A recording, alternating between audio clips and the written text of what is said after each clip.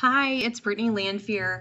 I wanted to do a quick video talking about how I track both my leads and my prospects that I'm working on, as well as people that have joined my team, and track when I have followed up with them and when I need to follow up with more people.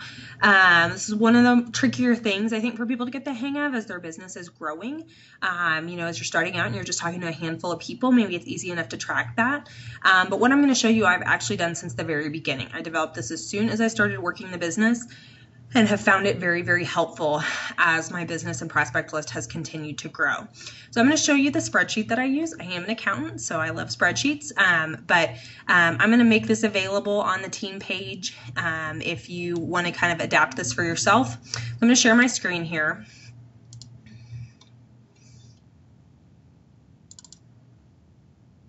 A second. Okay. So hopefully you can see my screen here. I have made all of the names in Greek just to protect the privacy of the names on this list, but you can get the idea here. So this tab right here is my leads or my prospect list, okay? So you can see it kind of starts over here on the right-hand side. I have a column for potentials. So this is where I'm adding names and I'm kind of updating this on an ongoing basis. But I put a list of people here. You can see I've actually exported my Facebook friends list, which there's instructions for doing that in the team page as well. And then, I'll kind of just add, maybe 20 names at a time here of people that I want to reach out to. Or if I have someone just kind of in my personal life that I want to add to that list, I will do that as well. So start out as potentials, and then I will pick for my IPA a couple names to move over into this column here. So these are people that I have made new contacts with. Just reached out, I've sent them a message and just, kind of asked if they're interested in learning a little bit more about Plexus. And then I add them to this list. So these people that are still in this list are ones that have not gotten back to me. Which we all know how that goes. And truthfully, when I first add someone to this new contact list, I don't really have an expectation that they're going to get back to me on that first reach out. I feel like the point of reaching out to them that first time is just kind of to get them to pay attention to what I'm posting. And then I might follow up with them in a few weeks or a few months and see if I can spark their interest on that again. So I have people that have been on there for a few months and never reached back to me, and that's okay. We all have that. But they stay on that new contact list until they have reached back to me. If they reach back to me and they just say, no, I'm not interested, then I will move them into this cold column right here. So these are people that have told me, no, I am not interested in Plexus, which again is fine. I'll back up with them in a few months and just kind of circle back with them. But these are people that have told me that no, they don't really want to know more about the products, and I will respect that. Below that, I also have a list of people that are already using Plexus with another ambassador. So that's on me. Those are people that I did not reach out to fast enough. So I do like to keep track of those as well, though. So they're down here. Okay, let's say someone gets back to me and says, yeah, actually, I would like to know a little bit more about Plexus. Then they come over here into this warm column. And these ones down here at the bottom that are not highlighted are people that I'm actively messaging with. They have expressed interest to me, maybe said that they're a little bit interested and want to order, but they're kind of in that information gathering stage where I'm kind of trying to feed them information that will help continue to grow their interest in the products. Above those are people that at some point definitely did tell me that they were interested and wanted to learn more, but they've kind of gone dark on me. So we've all had those who have just kind of stopped messaging you or said, I'm kind of interested, but not right now, or things like that. So these are people that I want to continue following up with, just not as frequently as the people down on this half of the list. So that's just kind of how I have it organized. And I have these at the bottom because it just makes it easier for me to add to the bottom when someone gets back to me. So then over here is my hot list. So these are people who have said, yes, I'm ordering, I'm either trying to schedule a time to get on the phone with these people and get them signed up, or they have the information to get signed up. I do try to do most of my signups on the phone, but these are, if something comes up and that's not feasible, then these are people that have the information to order. So I'm expecting their order to go through any minute. Down here under waiting, I have a list of people who have said, yes, I want to try the products, but not right now. So they're either pregnant and they're not comfortable starting it until after the baby comes, or maybe they just didn't have the money at the time to invest in that, and they said, man, I just need a couple months to get over this hump. But these are people that have said, yes, I want to try the products.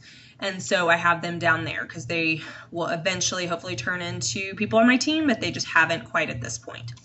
So you can see it's a fairly simple overview. I have the date in the column next to them, so I know the last time that I reached out to them. So I can easily scan down this list and see who I need to do additional follow-ups with. So truthfully, I need to follow up with all the people on the top half of this list right now. You know, I need to circle back with some of these people that have told me no, and maybe just see if now's a better time. Now we're a little bit after New Year's. Excuse me. But you can see that it's just really easy to get a high level view here of what's going on. So let's say someone moves into a different part of the column. It's just very easy for me to cut and paste them from one spot to the other and update the follow-up date. So it's very easy for me to move people from one side of the list to the other. But this is basically all that you need to know, and see at a high level to know who am I following up with this week. A lot of times I'll come in here at the beginning of the week and maybe take all the names that it's been 2 weeks since I followed up with and highlight them so that I just know that those are my follow-ups for the week that I need to make sure I get in touch with. Or I might come over here and say that these are going to be all of my new contacts this week. And then I can just pick 2 names that day. So just kind of whatever strikes me. But at least then I have it really easily accessible, and it makes my IPA go really, really fast. So that is how I deal with my prospects. So now let's look at my team. Okay, so here's my team page. So I have this organized. I have customers over here on the far left. I have my level 1s here, my level 2s here, and my level 3s here. So I'm tracking my heavy levels, the 1, 2, and 3. That's where we want most of the activity in our organization, which is where I'm tracking it.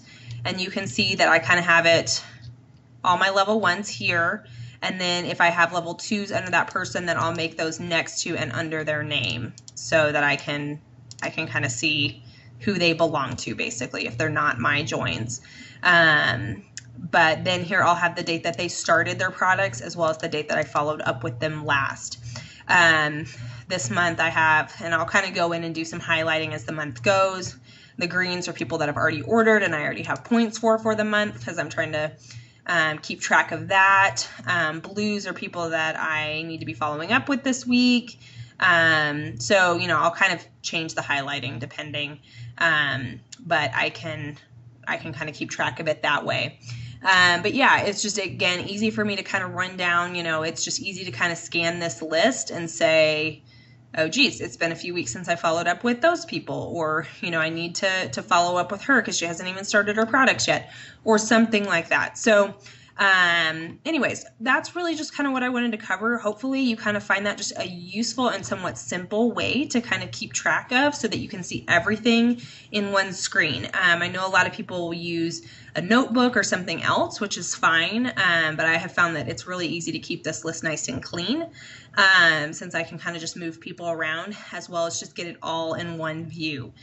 Because if I had, you know, separate tabs for each individual person on my team, then that can get just a little bit tricky in terms of, you know, I don't want to miss anyone essentially. So hopefully that's helpful. I'm going to put this in the team page without any of the names in it, but feel free to use this if you find it helpful.